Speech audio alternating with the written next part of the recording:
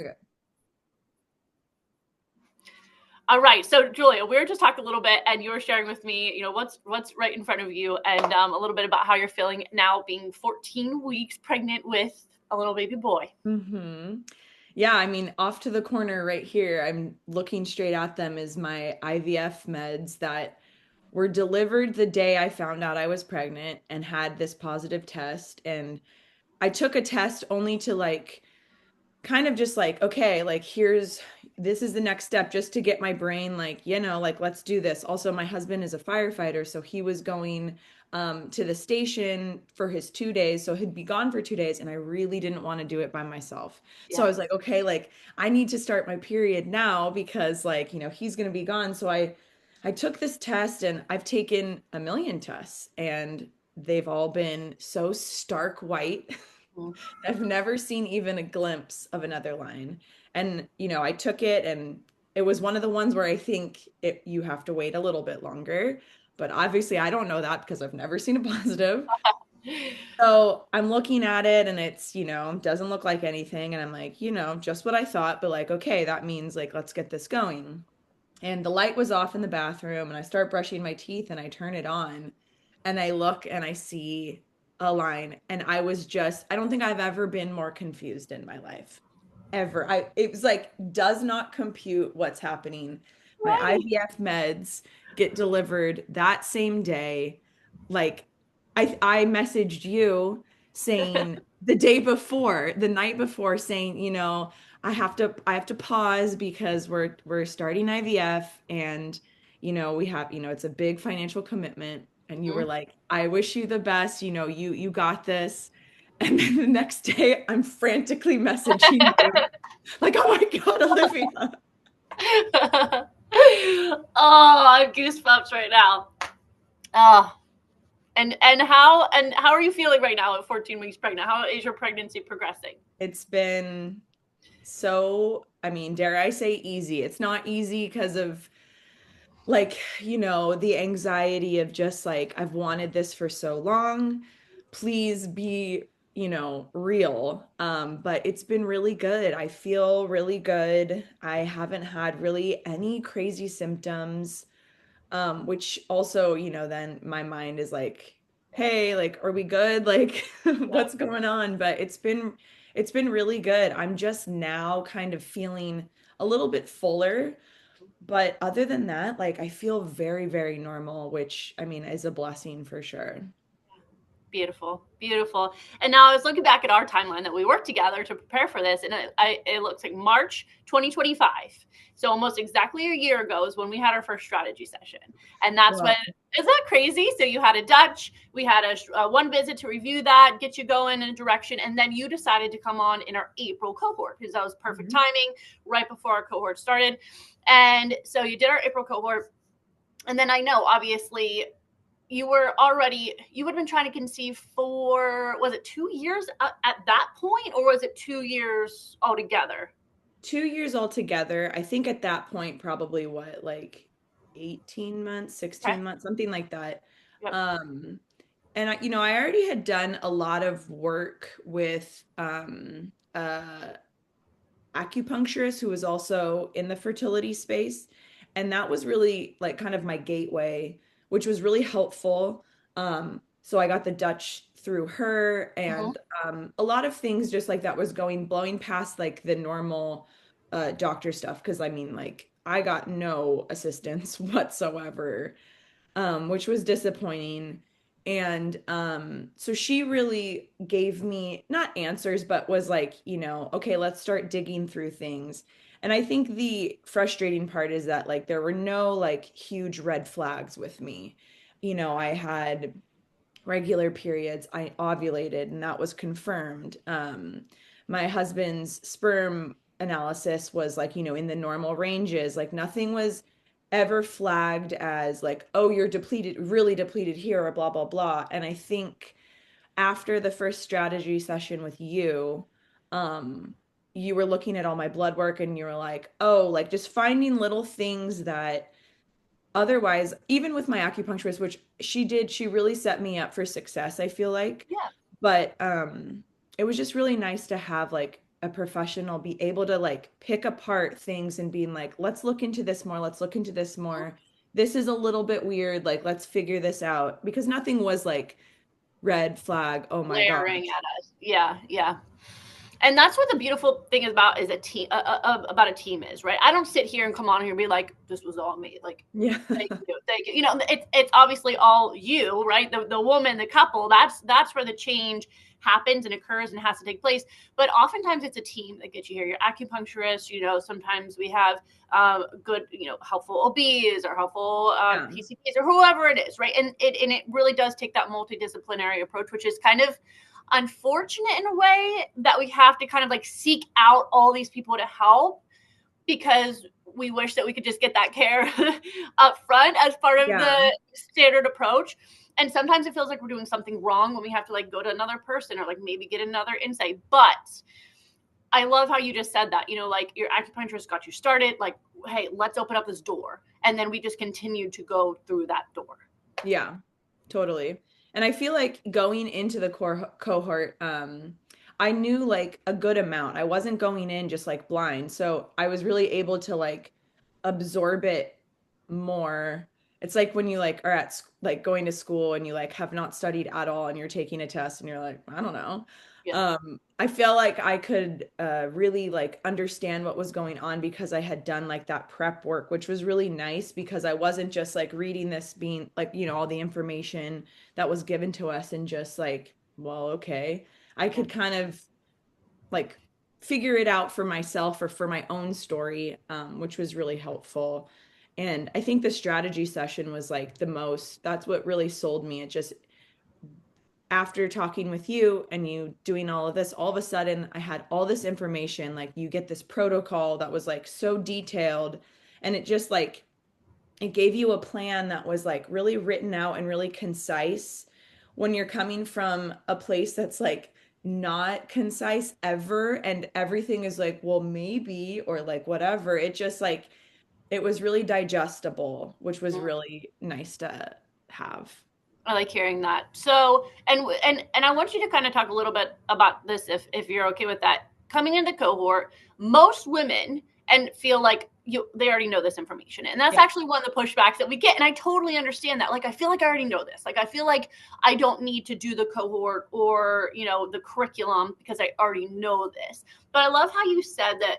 Yes, you knew it. Like, yes, we oftentimes know these things, but the application, that next level of, okay, yes, I hear that, I read it, I see it, but then actually applying that to your own story. Would you say, like, is that what you were kind of saying about the cohort experience? Yeah, I mean, it's just you're able to understand more like deeply on your end, like how it applies to you. And if I Mm-hmm. hadn't had any of that, I would be reading it more on like the base level of kind of more of a general thing, but like you can kind of dive deeper once it's like first of all, if you know all the terminology, which is like, year one, you're already in there. You already know all of, like the acronyms and all the things. So, you get to a certain point and like you always say, it's like burnout is so real. And I really felt that. And I honestly don't know. And like, I never want to give any like moment to like, oh, just relax when and it'll happen because I was like the worst. It's such a dumb piece of advice. And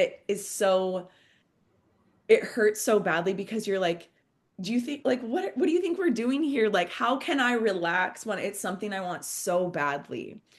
But I don't know, it's definitely like a compilation of all of this stuff. But the month that we did end up conceiving, I kind of was like, well, we're doing IVF, at this point it's kind of out of my hands. Like we're going a completely other route. I'm kind of just gonna like, we went out to dinner more. Like had more wine. Yeah. I didn't, I wasn't like, it wasn't at the, it's always at the front of your mind, but it wasn't like, well, I need to be eating clean. I need to be watching. I need to look at the sun immediately when I get up. Because a lot of that is really like, it's a lot to do. And when you're doing it for so long and then adding more things in, oh, well, I need to be grounding and I need to, have, just like all that stuff. So I hate to say like, oh yeah, relaxing did help, but I do, the nervous system was, I think, a big part of it. Maybe, I don't know. Yeah, and that's the thing, so many times I really try to approach fertility support as a let's touch on multiple buckets because we can drive ourselves a little crazy just do it like okay this is a one thing that's going to get me pregnant and so I'm going to do that perfectly better than anybody else all the Yeah. time every day and that can keep us in that stressful like we call place for baby mode, sympathetic dominance, all those nervous system kind of pathologies back to there. And so it is a surrender, right? I kind of do feel like that. I Yeah. actually thought that whenever you messaged me, I did also have that similar thought of just like, I do think that that was a part of it, just Yeah. surrendering and saying, hey, it'll be what it will be, Yeah. along with those other buckets that you worked hard to support. Yeah, I mean, it's hard when because you can make yourself crazy going through, oh, well, this person did this and this Yes. person did that, and I'm going to do this and I'm going to do that. And at a certain point, it's like it's so out of your hands to a degree. Like I really feel like it's what's that saying where it's like success is um opportunity and preparation and Mhm. like luck or whatever. And I think that that's for me, at least, I like to think that's what it is. It was preparation, there was an opportunity, and it was luck. Like I really think that it comes down to that, because when you frame it as like, oh well, I was doing all the things and it's still not working, like that sucks. It's so frustrating. I've been there for way too many months. I know exactly what that feeling is. So I think you do have to add luck in there, because I do Yeah. think that's a big portion of it. I agree. I agree. And I think that's an important message to hear Yeah. because that is something that isn't measurable, right? It's not something that we can test for. It's not something that we can, and even, yes, I think this all comes along with that. And again, it's such a slippery slope of saying the thing that is so here, like terrible to hear Yeah. of the not stress or, Yeah. if you just think positively, that's not what we're saying Yeah. No. at all, but it is the whole picture. It's like that emotional, spiritual connection, if you will. I still don't even know. I know. And I think that's why it's so frustrating, because it's like you can't know. It's Yep. just like, it's Yep. so hard. And like, you know, in hindsight, I can look back and be grateful for the struggle, because it's like this kid will be the most wanted kid in America. Like, Yeah. I truly feel that, like, there's no doubt in my mind. But I can say that with hindsight. Mm. Like, when you're in it, there is no hindsight. You don't know if you're getting out of it. You hope one day you will. So I'm just like so grateful that I'm able to look back at that struggle and be like weirdly grateful, which sounds insane, but Like yeah, so many things in the infertility space are, right? It's the only time where we go into an appointment wanting something to be terribly wrong with us. It's like, and that's totally. what's so hard about your story, Julia, is because there wasn't any of that, like you were Oh my saying. God, I know. Please let me have a blocked tube. Please, like, let me have something. There was nothing. Yep. Yep. Now, and I remember even working with you because you and I were matched in the cohort and I was your Mhm. provider. And you're so chill, like I keep trying to look for things in story that kind of like come back and maybe like, okay, well, maybe this is an area that we can kind of like break down and like let go a little bit of that nervous system piece and Yeah, kind of like deal with that maybe unrecognized stress. And you're like, I am not stressed. Like I I just know. am not. Like I am doing okay.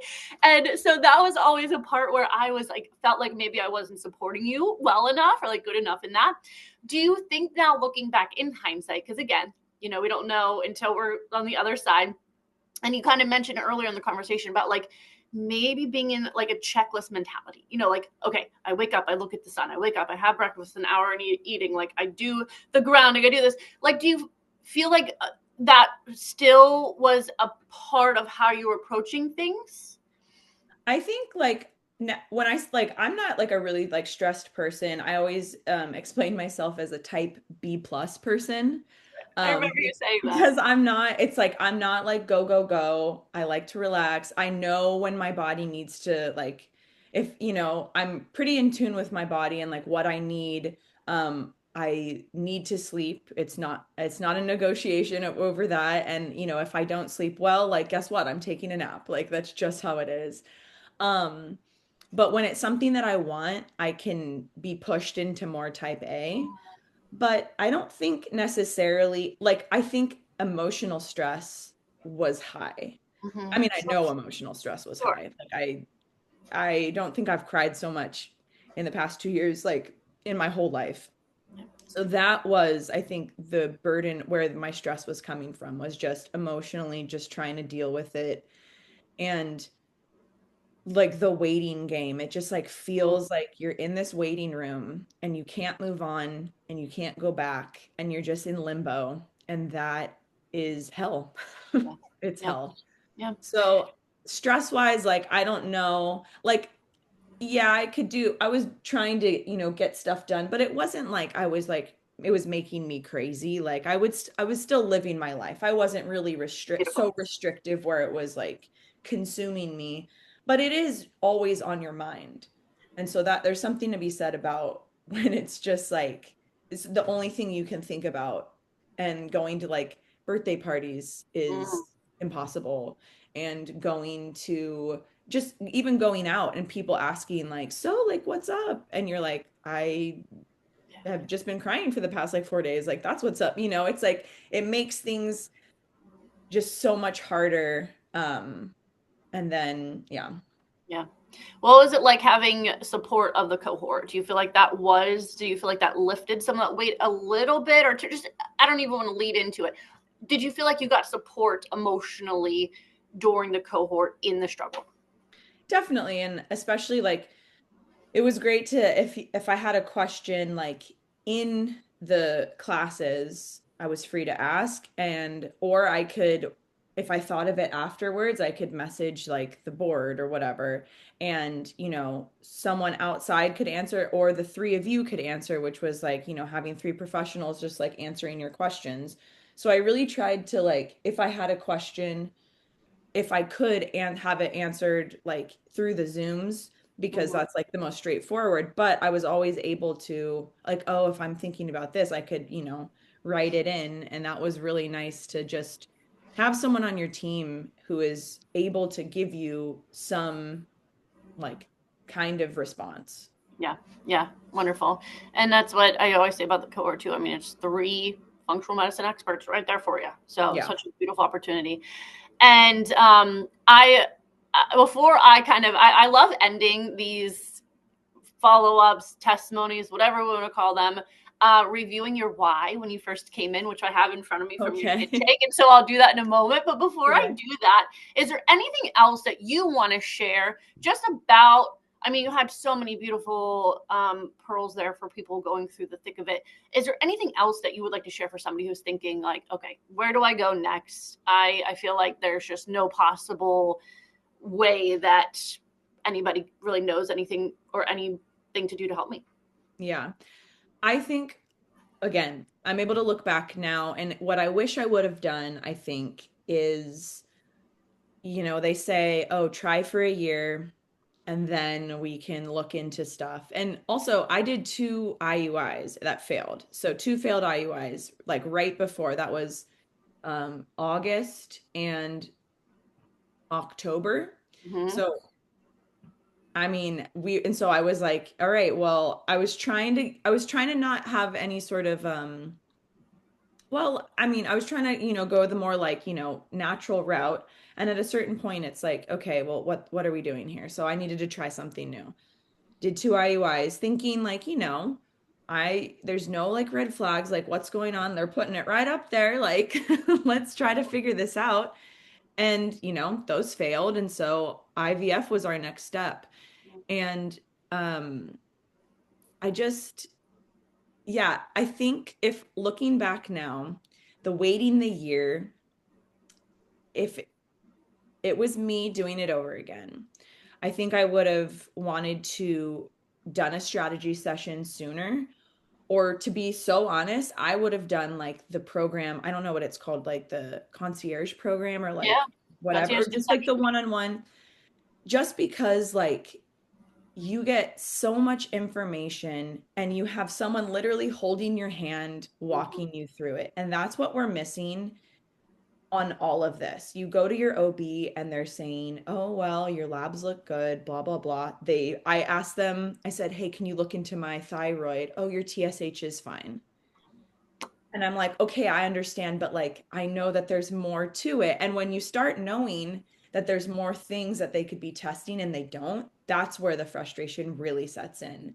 Yeah. And so what it was so great about your program is that you can you can have all these tests and you helped like go through, here's the ones that we want to choose, you already have these ones, so like let's do this other, and we could just like work for not the general population but for like my story.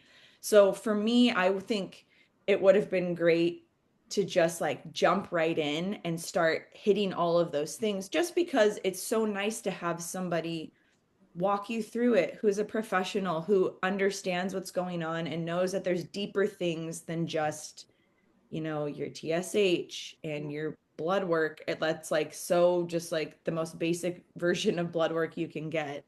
Yeah. Um, so I think that's what I probably would have done. Now, I kind of went like a weird back way, which inevitably got me to the same kind of place, which is totally fine and great. But yeah, I mean, the more information you know, like while it is very overwhelming, the more that you can figure out and try to do your best. And then again, prepare as much as you can and wait for that opportunity and just a little bit of luck. Yeah. Can't forget that piece of it. Yeah. Forget it. Beautiful. Well, thank you for sharing that. And so yeah, now to end, I love again just kind of bringing in your why. This was submitted. Let me get an exact date here. Yeah, March 19th of 2025. So almost exactly a year ago, Oh, 11 months ago right now.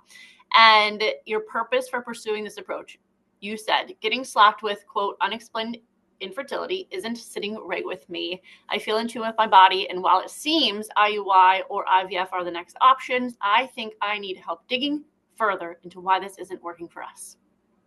What's it feel like now hearing that again? uh, it's just so emotional because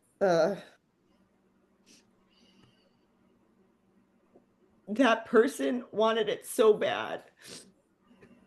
And you can tell it's just like, why is it not working? And it's just so crazy to be finally on the other side of it. It feels unreal. It's just really special. You're gonna make me cry too. I'm sorry. Oh no, I didn't. It is. I think this is cathartic. It is a shedding of that maybe even desperation, which is what we feel, which is what so many women feel. Obviously you nailed it. We know the one thing we want most in this world, and the desperation to get it and not getting answers. And so I just want to say so proud of you, Julia, and just I know Yeah, just congratulations, all the congratulations in the world, and thank just the you. work, just knowing you wanted something different, knowing you could have a different menu than what you were given is the very, very first step to being to where you are today. Yeah, And that's very difficult, is yeah, understanding that there's a different option, a different menu. And you took yeah. that. You took it. So Thank I you. wish I could reach through the screen and hug you.